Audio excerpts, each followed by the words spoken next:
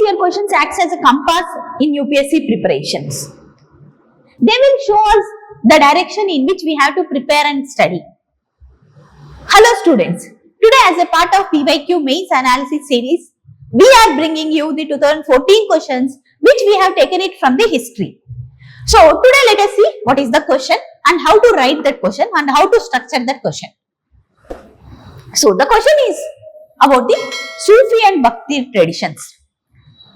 Sufi and medieval mystic saints failed to modify either the religious ideas and practices or the outward social structure of Hindu-Muslim societies to an appreciable extent. Comment. What they have asked? It's the comment. So, what does that mean? We have to provide our opinion or view on that statement. It can be for or it can be against. So, here what they have asked. So, most of the students, once they'll start the Bhakti and Sufi movement within the question, they'll start writing the features of Bhakti and Sufi movement and what are all the saints who are present within the Bhakti and Sufi movements of medieval India. So, it is not, the question is not demanding that one. Question is about the Sufi and medieval mystic saints. So, here they are asking about the analysis of that statement. Not about the writing the features of Bhakti and Sufi movements, but how the Sufi and Bhakti traditions has created impact within that society of that time. They are asking, they have created some impact, but not an appreciable extent. It means the significant change has not been brought by the Bhakti and Sufi movements. So, here we can structure the question. Within the introduction, what we can write? The context of rise of Sufi and Bhakti traditions. Contextual introduction we can write. Contextual introduction. Then body. We can write it in the impact. What they have created. One, they have created limited impact. One part in which are all the areas they have created limited impact and which are all the areas they have created major impact. Bhakti and Sufi traditions, and then within the conclusion we can write summarizing that the impact they have created. So yes, they have created some impact within the areas like religious ideas and spiritualism, but they have not created any major impact in the social hierarchies and outward social structure of that time. So, in that way we can conclude it. So, here this is the structure of that question. So, if you are seeing the answer for this question, here we have written the same thing. So, contextual introduction. The medieval period has witnessed the emergence of Bhakti and Sufi movements in the context of rising religious orthodoxy and complex rituals. So, these have emphasized on the love, devotion and human equality, but they have created a limited impact. It means or else and also uneven. Limited and uneven impact they have created. And next, within the body part, we can divide the body part into two parts. One is the impact has been limited.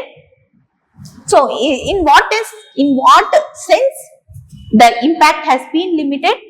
In terms of religious orthodoxy has been still prevailing at that time, and they have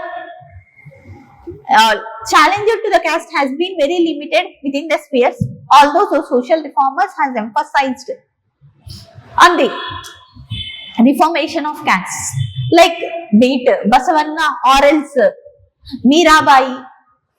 So, they have limited challenge to the caste. So, Bhakti saints preached equality, but caste-based social organizations has largely been survived. It was still their caste-based organizations. And next point can be, there is no fundamental restructuring that has happened in the society. So neither Sufi orders nor Bhakti traditions significantly altered the basic economic and the political structures of the medieval society. They have not changed in a much extent. Next, institutionalization. So religion has been institutionalization. So initially they have started with the equality, religious equality, but later part various sects has been created in terms of Vaishnavite or Shaivite or else various silsilas. They have created khankas and other institutions within them, and that reducing their initial radical character. So the divisions has been created based on the sectarian sects and also the traditions. So that is what institutionalization. Next one, they have created limited impact on gender relations. So gender equality, they emphasized on gender equality, but that has been confined within the spiritual sphere. So this gender equality has not deepened into the society. So that is what they have created very limited impact. And then they have created impact to a 1 minute. Some extent in the religious ideas and cultural sphere. Religious ideas like they have questioned the complex rituals and also sectarian divisions, and then social interactions. The saints from different castes and the different social hierarchies come together and they have interacted, and they have also provided some institutions like khankas where the people from different social orders interacted each other. Then cultural synthesis has happened in terms of development of vernacular languages, be it Marathi or else Urdu. These have been developed, and then they have popularized the religion. Previously, the religion is more of dominated by the priests. There has been priestly domination. Now, after Bhakti and Sufi traditions, the society has recognized that religion is of personal devotion and spiritual experience. So, to that extent, they have created some impact.